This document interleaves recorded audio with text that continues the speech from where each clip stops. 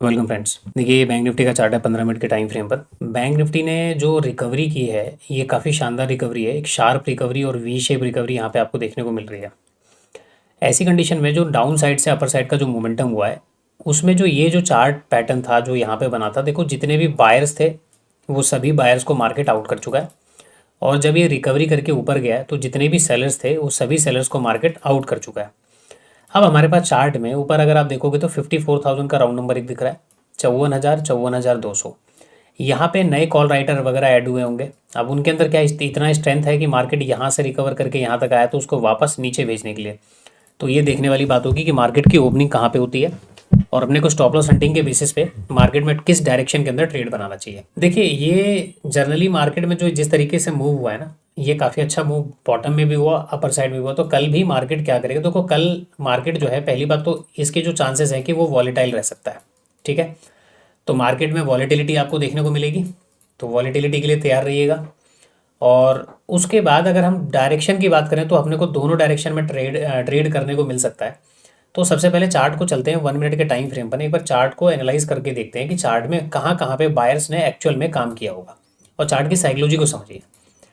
देखिए अगर आपने ये डाउन साइड का जो मोमेंटम देखा है, इसमें दो चीज़ें होती हैं कि इस प्रकार का जो चार्ट बना होता है, ठीक है, इस प्रकार के जो चार्ट बने होते हैं, इसमें चार्ट में जब ब्रेकडाउन होता है, प्राइस आता है, प्राइस ने ब्रेकडाउन किया ओपनिंग के बाद ही, वो धड़ाधड़ मार्केट नीचे गिर गया। और उसके बाद अगर प्राइस रिकवर भी करता है ना, तो जनरली तौर पर क्या होता है, यहाँ पे बाइंग से ज़्यादा लोग सेलिंग पे ज़्यादा फोकस करते हैं। क्यों करते हैं, एक शार्प डाउन साइड का मोमेंटम हो गया, 800-900 पॉइंट मार्केट गिर गया, गिरने के बाद जब भी प्राइस जाएगा तो वहाँ पे क्या लोगों को लगता है कि रिट्रेसमेंट है।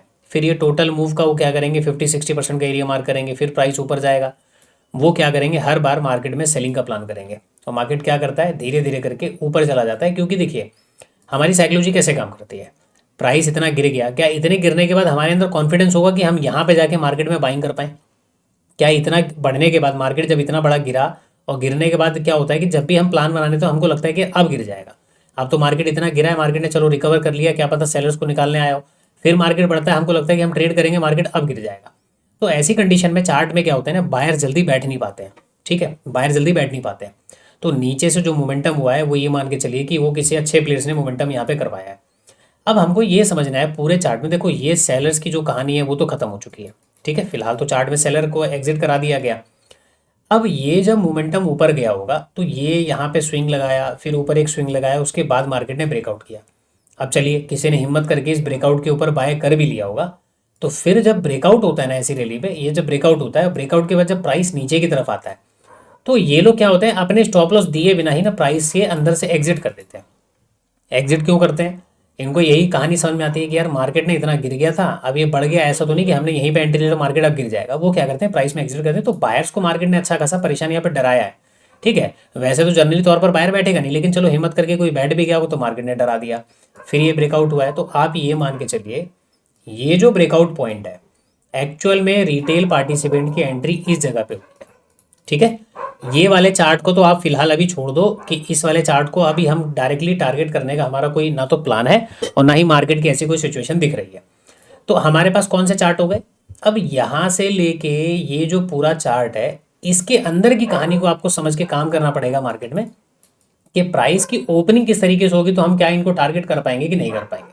ठीक है, तो सबसे पहले लेवल्स को ऑन करते हैं, और लेवल्स मैंने यहाँ पे 3 लेवल नीचे 2 लेवल ऊपर मार्क कर दिए हैं। कौन कौन से लेवल हैं, 54,197 रजिस्टेंस, 53,856 एक रजिस्टेंस, नीचे 53,182 का सपोर्ट है, फिर 53,801 का सपोर्ट है, नीचे 52,272 का सपोर्ट है। अब चूंकि मार्केट यहाँ से ओपन होकर डायरेक्टली ऊपर गया तो मैं ये मान के चलता हूँ कि यही जोन है जहाँ पे रिटेल पार्टिसिपेंट की एंट्री हुई है।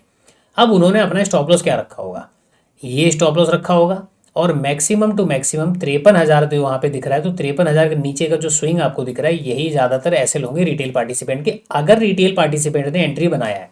वैसे तो आप मान के चलो कि ऐसी गिरती हुई मार्केट में जब मार्केट एकदम से उठता है, रिटेल पार्टिसिपेंट वहाँ पे डर के मारे एंट्री नहीं बनाता, पर वो सेलिंग का ही काम करता है कि मार्केट इतना बढ़ गया अब गिरेगा, मार्केट इतना बढ़ गया अब गिरेगा।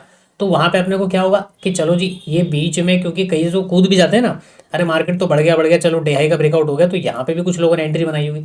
इसलिए मैं बोल रहा हूँ केवल इतना सा चार्ट आप अपने फोकस में रखो, अगर हमको टारगेट करना होगा तो हम इसके बेसिस पर टारगेट करेंगे, तो नीचे स्टॉप लॉसेस यहाँ पे मिलेंगे, यहाँ पे मिलेंगे, ठीक है। उससे पहले आपको कोई स्टॉप लॉसेस वगैरह जल्दी मिलने वाला है नहीं। तो एक कहानी 500 के नीचे कोई भी स्टॉप लॉस नहीं मिलेगा, जो भी स्टॉप लॉस मिलेंगे यहाँ पे या यहाँ पे मिलेंगे। अब ये लोग तो सेफ बैठे हुए हैं, इनकी तो हम बात ही नहीं करते। अब यदि मार्केट में फ्लैट ओपन होके, क्योंकि हम लोग इनको टारगेट नहीं कर सकते, ऊपर नहीं कर सकते, तो फ्लैट ओपन होके मार्केट यदि ऊपर चलता है, तो ऊपर अगर प्राइस आता है तो प्राइस थोड़ा सा रिस्की रहेगा आपका, बाइंग करने के लिए भी और सेलिंग करने के लिए भी रिस्की रहेगा, ठीक है। क्यों रहेगा? देखिए, ऊपर की तरफ मार्केट में स्टॉप लॉस तो अपने पास पड़े नहीं है, ठीक है, लेकिन नियर बाई 54,000 का नंबर है। अब ऐसे केस में जो बढ़ती हुई मार्केट में अच्छे प्लेयर्स मार्केट ऊपर लेके आते हैं, तो यहाँ पे देखिए 2-3 तरीके से काम होता है।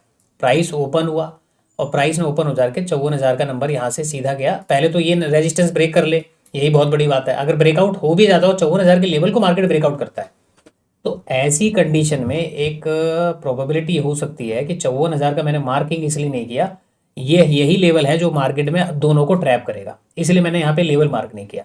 यदि 54,000 का लेवल मार्क होता है तो देखो यहाँ पे साइकोलॉजी क्या क्या बिल्डअप होगी। एक जो मार्केट में पीछे ट्रेड नहीं कर पाए उनको लगेगा कि चलो यहाँ पे बाय कर लेना चाहिए, वो बाइंग कर लेंगे। एक मार्केट में जितने की बड़ी रैली हुई है, जिनको ये लग रहा होगा कि चलो मार्केट में इतना बड़ा मोमेंटम हुआ, 54,000 का लेवल ब्रेकआउट हुआ, अब वहाँ से मार्केट को गिर जाना चाहिए, ये दोनों तरीके के लोग होंगे। अब इसमें होता क्या है कि 54,000 के नंबर के ऊपर अगर प्राइस गया है, क्योंकि नीचे के स्टॉप लॉस बहुत दूर है या ये प्लेयर सेफ बैठे हुए हैं, तो ऐसी कंडीशन में मार्केट फ्लैट ओपन होकर 54,000 को अगर निकालता है, तो ऊपर स्टॉप लॉस ना होने के कारण ये जो 54,000 54,200 या ऊपर के नंबर होते हैं, तो मार्केट क्या करता है, डायरेक्शन नॉन डायरेक्शन में एक मूव कर देता है। तो वहां पे देखो बाइंग करेंगे वो भी रिस्की होगा, क्योंकि बाइंग करेंगे मार्केट कब गिर जाए पता नहीं, और जब मार्केट में गिरावट होती है तो हम जब सेलिंग करेंगे, तो ऐसी कंडीशन में हमको क्या लगता है, क्योंकि मार्केट जब भी ब्रेकआउट करेगा ना, नीचे के लोगों को टारगेट ना करके क्या करता है, वो ऊपर चला जाता है। तो अपने को काम कैसे करना है, अब मैं देखें यहाँ पे क्या प्लान बना रहा हूँ। सबसे पहला, ये जो जितने भी बायर इस एरिया में बैठे हैं, इन बायर को टारगेट करने का मेरा सबसे पहला तो प्लान है, ठीक है, इन बायर्स को टारगेट करने का। तो फ्लैट ओपन होके यदि मार्केट ऊपर जाता है और यहाँ से रेजिस्टेंस लेता है 856 से 880 से रेजिस्टेंस लेगा, तो मेरा प्लान क्या हो जाएगा, सेलिंग का। मैं सेलिंग करूंगा, लेकिन बहुत बड़े टारगेट नहीं होंगे, ध्यान रहे। मेरे टारगेट फिर ये वाले चार्ट में जो नियर बाई है ना, जितना कि मैं बैठ के टारगेट कर पाऊँ, यानी कि लगभग आप पकड़ के चलो कि 200 पॉइंट का मोमेंटम के लिए मैं सेलिंग कर सकता हूँ।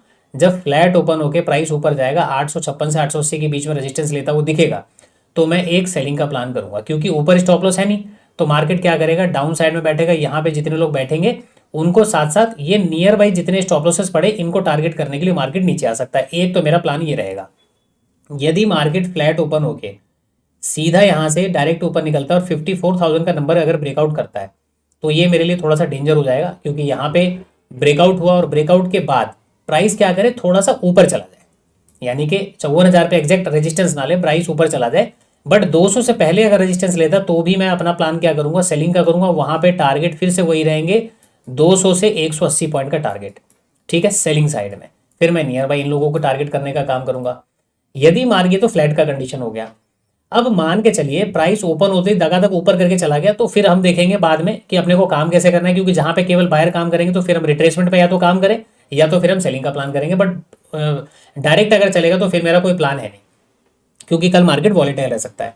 अब मान लेते हैं कि मार्केट गैप अप खुल गया, कहाँ पे, 53,856 के ऊपर डायरेक्टली ओपन हो जाए, 54,000 के ऊपर ओपन हो जाए, तो गैप अप में फिर मैं क्या करूंगा, बाइंग का प्लान रखूंगा, ठीक है, बाइंग का प्लान रखूंगा, क्योंकि जो फिर रैंडम जो यहाँ पे जो अपना स्ट्राइक प्राइस सेल करके बैठे हैं उनको टारगेट करने के लिए मैं ऊपर का प्लान करूंगा। तो गैप अप में मेरा बाइंग का प्लान होगा, बट गैप अप के अंदर ही प्लान होगा बाइंग का, ठीक है। अच्छा, तीसरी कंडीशन क्या हो सकती है, गैप डाउन की। देखो, अगर 53,182 के नीचे गैप डाउन ओपन होता है ना, तब तो बहुत अच्छा होगा कि ये जो चार्ट मैं आपको बता रहा हूँ, ये सारे लोग मार्केट में जो बायर्स बैठे हैं ये मार्केट में हो जाएंगे ट्रैप। और जब ट्रैप हो जाएंगे तो मार्केट क्या करेगा भाई, आप मार्केट में देखो, एक तो ये ट्रैप हो गए तो इनको निकालना भी जरूरी है, प्लस मार्केट में अगर रिवर्सल होना है तो नए प्लेयर को बिठाना भी जरूरी है। तो जैसे ही गैप डाउन ओपन होगा, नेगेटिव सेंटीमेंट को देखकर यहाँ पे क्या हो जाएगा, सेलिंग का एक ट्रेड जाएगा। जब सेलिंग का ट्रेड जाएगा तो मार्केट डेफिनेटली फिर 53,000 के नंबर को ब्रेकडाउन करने के लिए जाएगा, और जब 53,000 को ब्रेकडाउन करेगा तो जाहिर सी बात है कि ये जितने भी आसपास के स्विंग वाले बैठे हैं ना, इनको निकालने के लिए मार्केट जरूर आएगा। तो बस उसी का फायदा उठाना है, लेकिन बहुत तेजी के साथ मार्केट में काम करना है, और बहुत तेजी के साथ जो है मार्केट से अपने आप को एग्जिट भी करना है, वरना वहां से प्राइस जो है अपने आपको रिवर्सल मार देगा।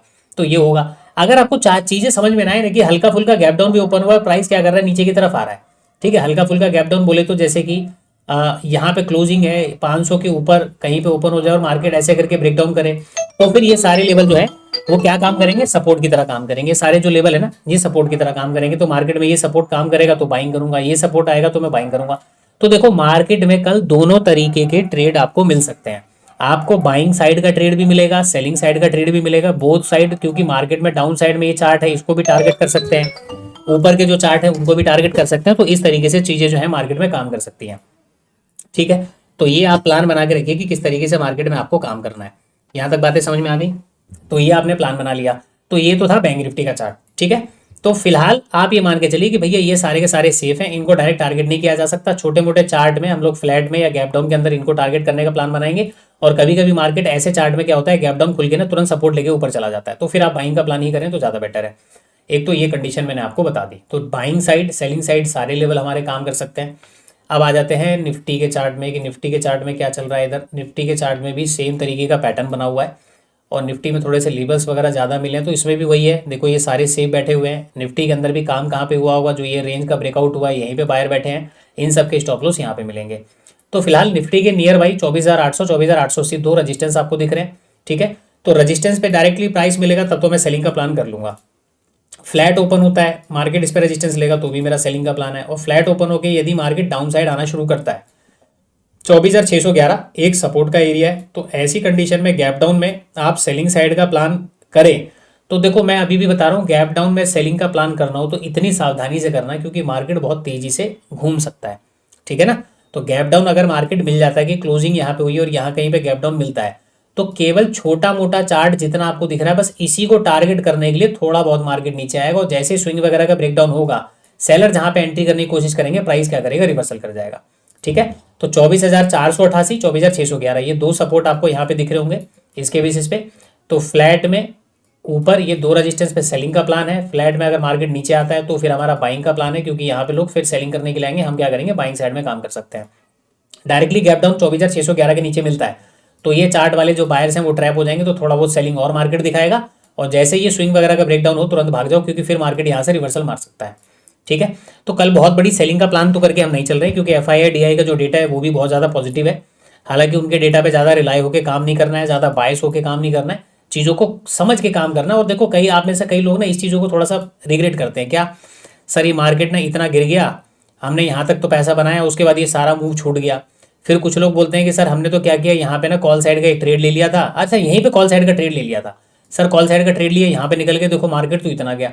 अरे भाई यार देखो, आप ना रैंडम ट्रेड करना बंद करो। आप यहीं पे कॉल साइड ट्रेड बना रहे हो, इतनी बड़ी गिरावट के बाद आपको यहीं से पता लग गया कि मार्केट यहाँ पे जाने वाला है। देखो ये सब काम ना बंद कर दो, एथिक्स के साथ काम करिए।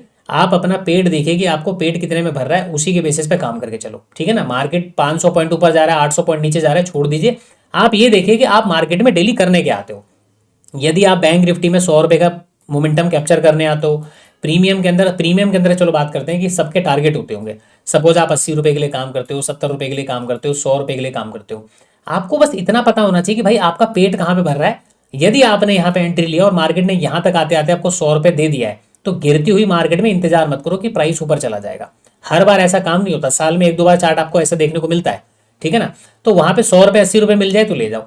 हाँ, आप मार्केट के डायरेक्शन में काम कर रहे हो। सपोज ये मार्केट का डायरेक्शन है, ठीक है, कि भैया गैप डाउन में हमने प्लान किया था कि सेलिंग करेंगे। अब गैप डाउन में मार्केट डायरेक्शन में आपने क्या किया, यहीं ट्रेड पकड़ लिया और यहां तक आते आते क्या हो गया, प्राइस जो है आपको यहाँ पे आते आते आपका जो टारगेट 100 पॉइंट का था, लेकिन मार्केट ने आपको 150 पॉइंट दे दिए।